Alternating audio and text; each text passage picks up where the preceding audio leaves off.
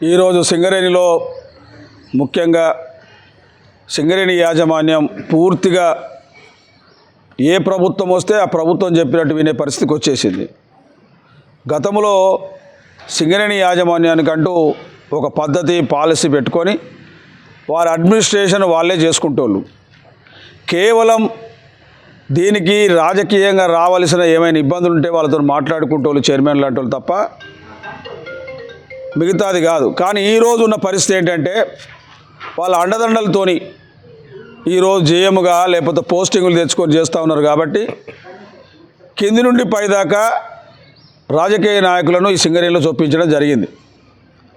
దానివల్ల ఈరోజు ఈ పరిస్థితి ఏర్పడేది. మొదటగా ఎక్కడైతే ఎన్నికలు సింగరేణిలో వచ్చినప్పటి నుండి, ఎన్నికలు రాకముందు ఆ పరిస్థితే లేదు.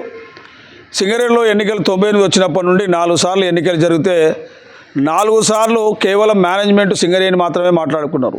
అంటే యూనియన్స్ మాత్రమే మాట్లాడుకున్నాం. ఆనాడే లాభాల వాటు 10% 99 2000 సాధించుకున్నాం.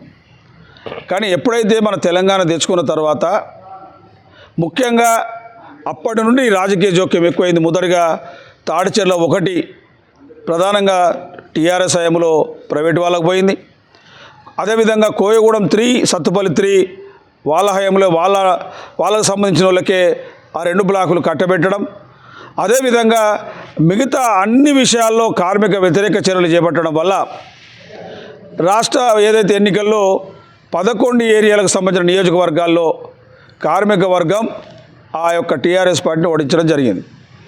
కానీ తర్వాత కాంగ్రెస్ పార్టీ వాళ్ళు ఏమి చేసినరో మేము చెయ్యం, కార్మికుల సమస్యలు పరిష్కారం చేస్తున్న కాంగ్రెస్ పార్టీ వాళ్ళకన్నా ఎక్కువగా ఏదంటే మంచి అధికారులను కూడా ఇబ్బంది పెట్టి, ఉదాహరణకు ఒక డైరెక్టర్ ఆపరేషన్ ఉండే ఎన్వికే శ్రీనివాస్ అని, ఆయన టెండర్లని చూస్తే ఆయన అసలు మన సింగరేణి బతికిందంటేనే మైనస్ టెండర్లు కాంట్రాక్టర్లు వేయడం వల్ల మాత్రమే.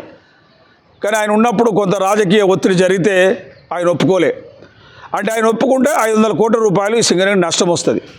కాబట్టి సింగరేణిలో ఎట్టి పరిస్థితులను ఒప్పుకోని చెప్తే ఆయనను డైరెక్టర్ పోస్ట్ నుంచి తీసేసి అసలు ఒక బదిలీ వర్క్ ఎల్లో స్లిప్ కాగా 6 నెలలు తిప్పి లాస్ట్కు డైరెక్టర్ పోస్ట్ తీసేసి అదేవిధంగా ఈరోజు మనకు జనరల్ మేనేజర్గా అప్మేల్కి ఇచ్చిండ్రు.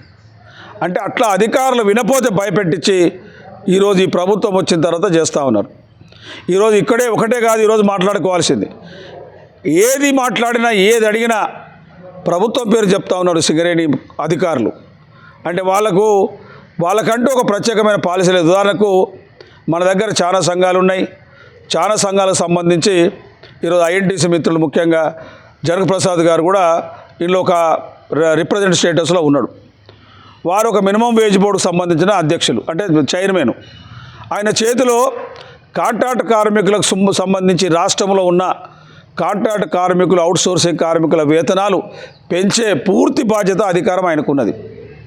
కానీ ఆయన అధికారం చేపట్టి 2 ఏళ్ళు అయింది, నయా పైసా పెంచకపోగా ఇంతవరకు ఎందుకు పెంచలేదో చెప్పే పరిస్థితి లేదు. కానీ సింగరేణిలో రాజకీయ జోక్యం వలన ఈనాడున్న ఈ యొక్క సమస్యల పరిష్కారం కావట్లేదని మేము పోరుబాట చేస్తూ ఉంటే, అంటే సింగరేణి సేవ్ రక్షించుకుందామని చేస్తూ ఉంటే ఇది వాళ్ళ ఉనికి కోసమని చెప్తా ఉన్నారు. ఈ సింగరేణి రక్షించుకోవాలంటే ప్రధానంగా నూతన బొగ్గు బ్లాకులు రావాలి, బొగ్గలు రావాలి, ఉన్నవాటికి అనుమతులు రావాలి. లేకుంటే రాబోయే రోజుల్లో మిగులు కార్మికులు అవుతారు. అదేవిధంగా ఈరోజు మేనేజ్మెంట్ అంటా ఉన్నది ఎక్సెస్ ఉంటుంది. ప్రభుత్వం కూడా నేను చెప్పగానే చెప్తా ఉన్నాను, ఎక్కడ ఎక్సెస్ ఉంటారండి? ఈరోజు 12-3 సెటిల్మెంట్ ఉన్నది, మేనేజ్మెంట్తో యూనియన్ చేసుకునే అగ్రిమెంటు. బొగ్గు తీసే పనులలో పర్మనెంట్ కార్మికులే పెట్టాలని ఉన్నది. అది కనుక అమలు చేస్తే దాదాపు 5000 మంది కార్మికులు అందులో పనిచేస్తారు. సెక్యూరిటీ డిపార్ట్మెంట్లో 30% పూర్తిగా, దాంట్లో కూడా రైటర్లతో దాదాపు 2000 వేకెన్సీ ఉన్నాయి. ఇవన్నీ కనుక పూర్తి చేస్తే ఎక్కడ మిగులు ఉండదు.